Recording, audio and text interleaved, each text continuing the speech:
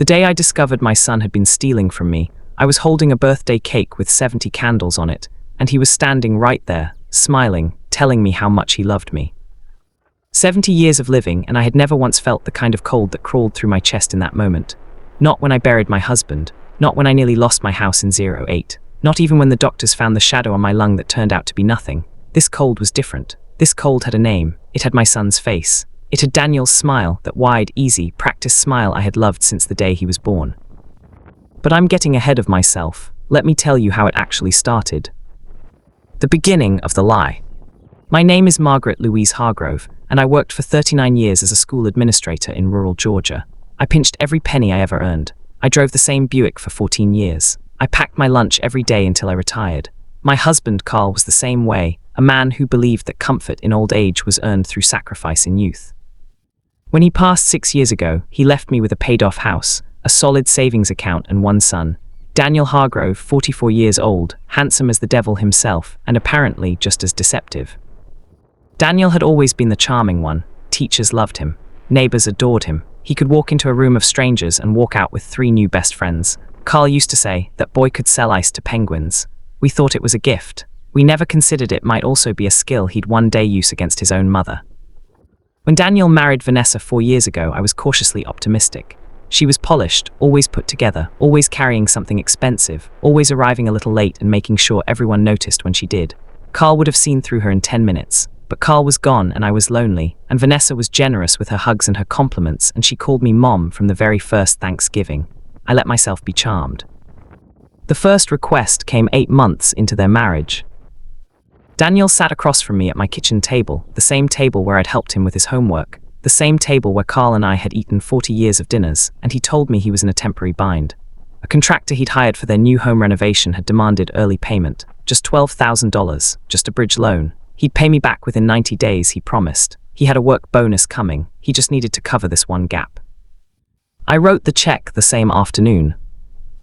90 days came and went. I didn't say anything. I told myself it was a gift, really. Parents help their children. That's what parents do. The escalation. What I didn't understand then, what I understand now with a clarity that is almost blinding, is that the first check was a test. Daniel wasn't desperate in that moment. He was measuring me. He was learning how easy I was, and the answer apparently was very easy indeed. Over the next 2 years, the requests became a rhythm. They came with explanations that always made just enough sense to be believable. A medical bill for Vanessa's minor procedure, $10,000. A business investment opportunity that required quick capital, $22,000. A down payment gap when they decided to upgrade to a larger house, $35,000. A tax situation that his accountant said could be resolved quietly before it became a problem, $18,000. Each time Daniel came alone. He always chose a moment when I was in a good mood, after church, after Sunday dinner, during a pleasant phone call. He was never frantic. He was never begging. He was calm and reasonable, and he always said the same thing. I hate to ask, Mom. You know I do, but we're in a tight spot, and I know you'd want to help us.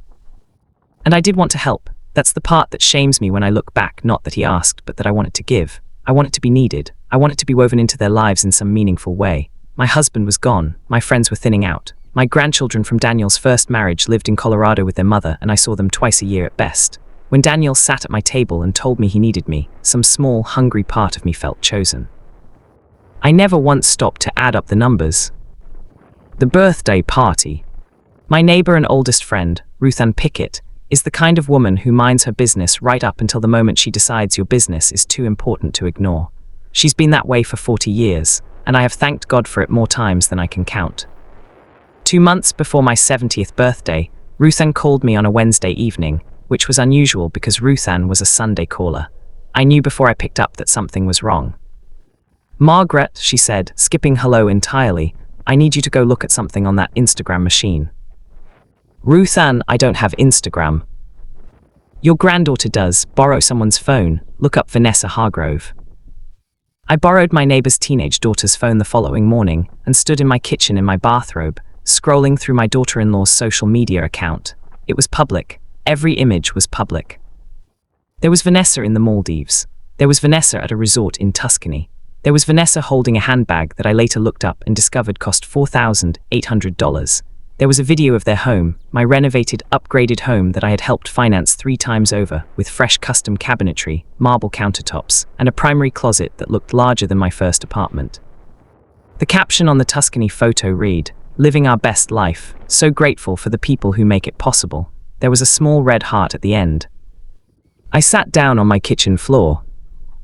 I didn't cry. I wish I could say I cried, because crying would have meant I was overwhelmed with grief. What I actually felt was something quieter and more terrible than grief. It was the systematic, methodical collapse of an illusion I had been carefully maintaining for 2 years. It was the sensation of finally seeing clearly after a long, voluntary blindness. I sat on that kitchen floor and I started doing math. 12,000, 10,000, 22,000, 35,000, 18,000. There were other amounts, smaller ones I had dismissed as trivial. 3,000 for car repairs, 5,000 for a legal retainer, 8,000 that Daniel had called a family emergency and never elaborated on. By the time I got off the floor, I had counted $131,000. $131,000. Gone, handed over across my kitchen table with a smile and a hope and a foolish, aching love. What I did not do. I did not call Daniel that day. I did not confront Vanessa. I did not cry to Ruthann, though she deserved the phone call after the intelligence she'd delivered. What I did was call my attorney, a meticulous and unsentimental woman named Patricia Odom, who had handled Carl's estate and who I trusted completely. I told her everything. Every amount, every date I could remember, every explanation Daniel had given me. She listened without interrupting. When I finished, she was quiet for a moment. "Margaret," she said, "do you have any of this in writing?" "No." "Did he ever sign anything? Any note, any agreement, any text message where he acknowledged owing you money?" I thought back. I scrolled through 4 years of text messages that evening, and what I found surprised me, not in the way I expected, but in a way that would later become very useful. Daniel had been careful in person, but in texts, in the small unguarded moments of electronic communication, he had been sloppy. "Thanks, Mom, I'll get this back to you, promise. You're a lifesaver, we'll square up after the bonus hits. I know you've been so patient with us, we're going to make this right." 11 separate texts, not a formal promissory note, but Patricia said it was enough to establish a pattern of acknowledged debt, enough to work with, enough to matter. She asked me what I wanted to do. I told her I wanted to wait until my birthday party. The party? Daniel planned the party himself. That, in retrospect, might have been the cruelest detail of all, that he organized my 70th birthday celebration, sent the invitations, arranged the catering, and stood next to me greeting guests with his hand on my shoulder, warm and attentive and loving, while I stood there knowing everything. I had spent 6 weeks preparing. Patricia had drafted a formal demand letter documenting the full amount owed, with dates, amounts, and the supporting text messages compiled into an exhibit. I had also, on Patricia's advice, done one other thing. I had updated my will, quietly, completely, without Daniel's knowledge. 64 people came to my birthday party. My sister drove up from Savannah. Ruthann was there in her best blue dress. My pastor came. Former colleagues, neighbors, church friends, 64 people who had known me for decades and who had no idea they were about to witness something none of us would ever forget. The party was lovely. The food was excellent. Vanessa wore a dress I recognized from her Instagram, the one she'd bought during the Tuscany trip. She was charming and social and refilled my water glass twice without being asked. Daniel gave a speech. He talked about what a remarkable woman I was. He talked about sacrifice and strength and unconditional love. He actually used the word unconditional. He teared up at the end. People applauded. Then he handed me the cake, white with yellow roses, 70 candles already lit, and everyone sang, and I smiled, and I blew out every single candle in one breath. And then I asked Patricia, who had been sitting quietly at the back table all evening, to come forward. The reckoning. The room shifted immediately. People could feel it, that almost atmospheric change when something ceremonial is about to become something real. Conversations dropped away. People turned. Daniel's smile stayed in place for about 4 seconds. Then it faltered. Patricia is not a dramatic woman. She walked to the front of the room, set her briefcase on the gift table, and addressed Daniel directly, professionally, and without any visible emotion whatsoever. She informed him that I had retained her to formally address a matter of significant personal finances. She confirmed the total figure, $131,000, and provided a brief summary of the documented requests and acknowledgements. She presented him with the formal demand letter, and gave him 90 days to arrange repayment or enter into a structured settlement agreement, after which I would be pursuing legal remedy. Then she sat back down. The room was so quiet I could hear the candle wax cooling on my birthday cake. Daniel looked at me. His face had passed through about 9 different expressions in the span of 30 seconds. Shock, then indignation, then something that looked like it was calculating its options, then a brief attempt at a wounded look that collapsed almost immediately under the weight of 64 witnesses who were all doing the math in their heads. "Mom," he said, his voice was low and careful. Can we talk about this privately?" "We could have," I said. "We had 4 years to talk about it privately. You chose not to, so did I. Now we're talking about it here." Vanessa set her champagne glass down on the nearest table and did not pick it up again. "I was going to pay you back."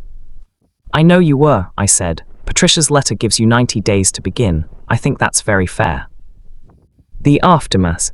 He did not make a scene. That surprised me, and I think it surprised everyone else too. Perhaps he understood that a scene would only confirm everything. Perhaps the presence of 64 people, many of whom were community figures who knew his professional reputation, was enough to override whatever impulse he had toward anger. He and Vanessa left 20 minutes later. He didn't say goodbye to anyone. She said goodbye to me briefly, with a face I could not read. In the weeks that followed, Daniel went through 3 distinct phases. First, silence, 2 weeks of no contact, which I suspect was spent consulting his own attorney and discovering that Patricia's case was solid. Then anger, 3 furious phone calls in which he accused me of humiliating him, of being manipulated by Ruthann, of caring more about money than family. I listened to all of it without raising my voice.